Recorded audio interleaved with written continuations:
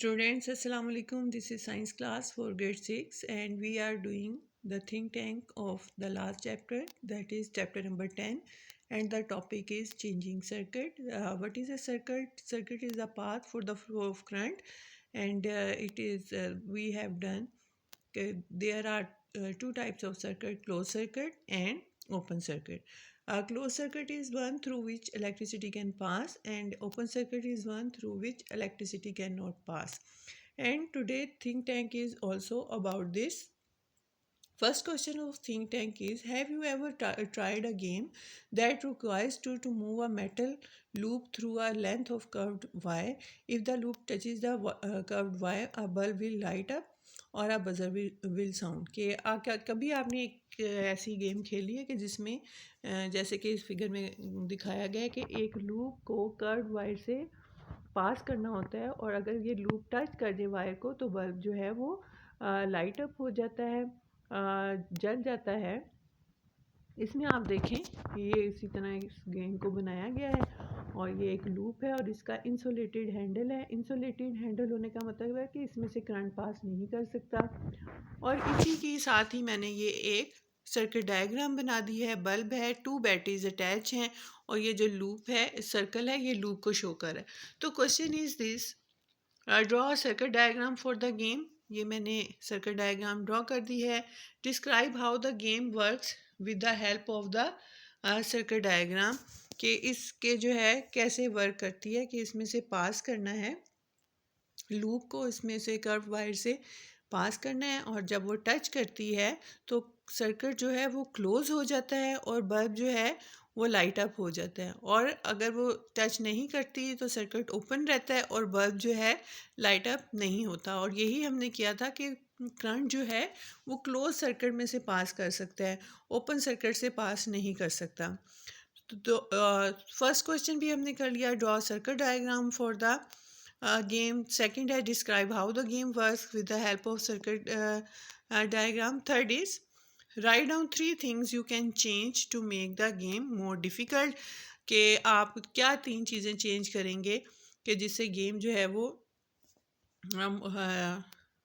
ज़्यादा मुश्किल हो जाए।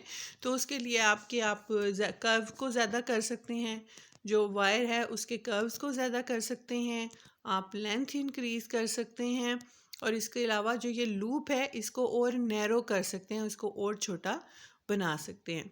सो this is very interesting question, और you have to play it with fun. Second question is: the diagram on the right shows an experimental setup to find out the factors which affect electric current flowing through a circuit. कि ये जो एक diagram बनाई गई है इसमें एक ऐसा एक्सपेरिमेंटल सेट किया गया है कि किसके लिए, कि हम ऐसे फैक्टर्स को जान सकें जो इलेक्ट्रिक करंट के फ्लो को जो है सर्किट में अफेक्ट करते हैं, and hence the brightness of bulb, और उसकी वजह से बल्ब की ब्राइटनेस भी जो है वो चेंज होती है, कम होती है या ज़्यादा होती है। When the paper clip, as you can see in this is a paper clip, when the paper clip is moved closer to A के क्लोज उसे मूव करते हैं, द बल्ब बिकम्स ब्राइटर, तो बल्ब जो है वो ज़्यादा रोशन हो जाता है। और इसी तरह when the paper clip is move towards B, जब उसको बी की तरफ मूव किया जाता है तो बल्ब बिकम्स डिमर, तो बल्ब जो है वो डिम हो जाता है। तो question is what conclusion can you draw from this observation, कि इन ऑब्जर्वेशन से क्या कंक्लूजन मिलता है, आप क्या नतीजा निकालते हैं।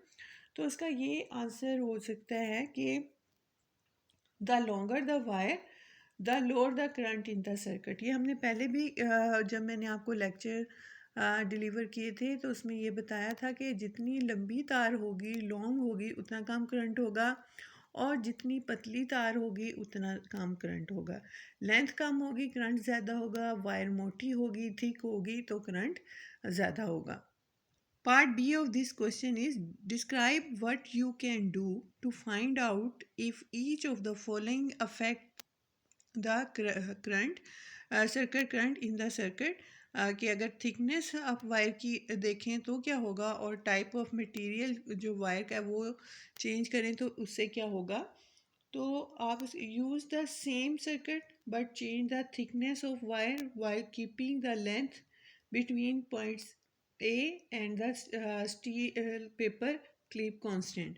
क्या डिस्टेंस जो है आप मटेरियल चेंज कर दें लेकिन डिस्टेंस जो है पॉइंट ए में और स्टील पेपर क्लिप में जो है वो कांस्टेंट रखें। और फिर ऑब्जर्व करें कि whether the bulb is brighter और डिमर, के बल्ब जो है वो ज़्यादा ब्राइट है या डिम है। And when wires of different thickness are use, जब डिफरेंट थिकनेस की वायर्स यूज़ होंगी तो फैक्ट देखना है कि ज़्यादा ब्राइट होता है या कम ब्राइट होता है। Second question is type of metal used for the wire. अब आप फिर यही करना है कि सेम सर्किट होगा हमने, बट क्या चेंज करना है, पहले में हमने चेंज करना था थिकनेस, वायर की चेंज करनी थी। सर्किट उसी तरह रहेगा लेकिन थिकनेस जो काम कर देंगे। अब सेकंड में क्या करना है कि हम टाइप ऑफ मेटल चेंज करेंगे जो कि वायर बनाने के लिए यूज़ हुई है, ठीक है, जिसमें से करंट ने फ्लो करना है। Keep in the length between point A and steel paper clip constant, फिर लेंथ जो है वो सेम रखनी है। आपको मैंने पहले भी बताया था जब भी हमने किसी फैक्टर का इफेक्ट देखना होता है तो उन्हें हम वेरिएबल्स कहते हैं और हम किसी एक चीज़ को चेंज कर सकते हैं एट अ टाइम। जैसे पहले हमने थिकनेस को चेंज किया, डिस्टेंस जो है वो लेंथ सेम रही, थिकनेस चेंज हुई। फिर सेकंड सेटअप में अब वायर का मटेरियल जो है वो चेंज करेंगे और सेम कांस्टेंट, डिस्टेंस भी कांस्टेंट रहेगा और लेंथ भी कांस्टेंट रहेगी। चेंज क्या होगा, मटेरियल चेंज होगा। और फिर हम ऑब्ज़र्व करेंगे कि क्या जो बल्ब है वो ज़्यादा रोशन होता है या कम होता है जब different type of metal wires are used. तो this is the think tank. Now we have finished our syllabus. इंशाल्लाह when you will come to school, आप जब स्कूल आएंगे तो we will do the revision and test. Have a nice day. अल्लाह हाफिज़।